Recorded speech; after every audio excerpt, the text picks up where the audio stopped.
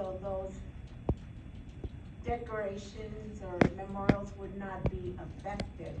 And I don't know, and like I said, correct me if I'm wrong, I don't see where we implemented any of those suggestions in here. So those are all policy decisions. This is for the turf specifically.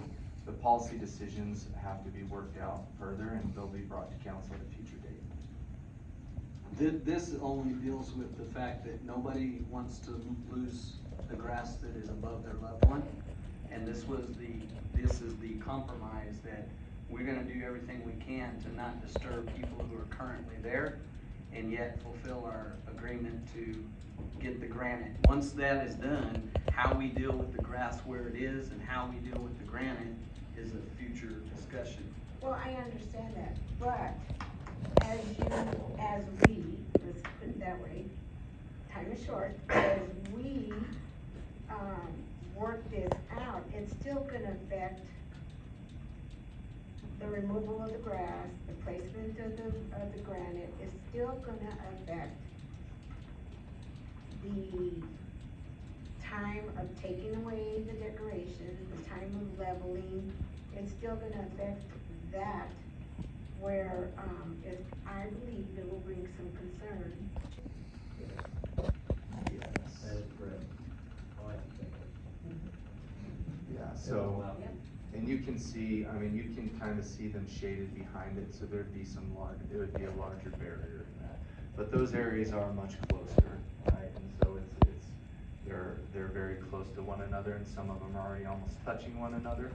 And it's because going back to your different size of headstones and stuff, so I think when you have little grass growing like that in between, it just becomes difficult to maintain.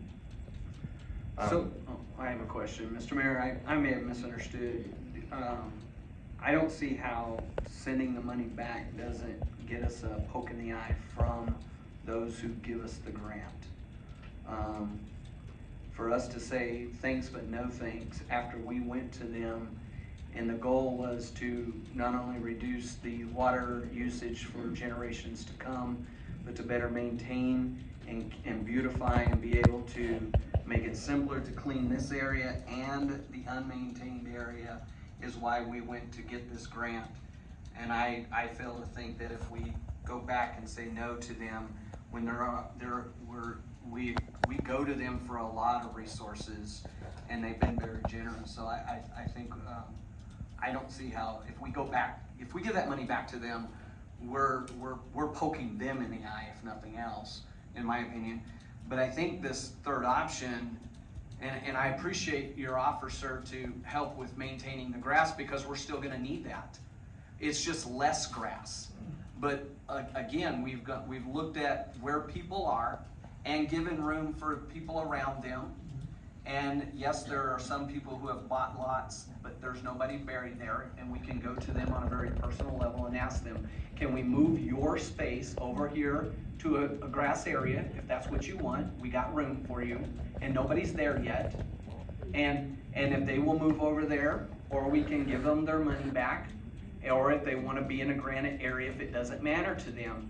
But we still have quite a bit of grass on that third proposal that will have to be maintained, and not just for this generation, for future. Forever, and when maybe there's not as many volunteers, or the next generation of kids that they're like, no, it's not that big a deal to me, or whatever. This meets the criteria for both sides of these people, and for everyone that's in this room that's concerned about their loved one that's in the ground or will be in the ground right now. That we've done everything we can to go and know exactly where they are and keep them, but yet fulfill the obligation of moving out all the rest of the grass and maintaining large grass areas all around all of you that are here.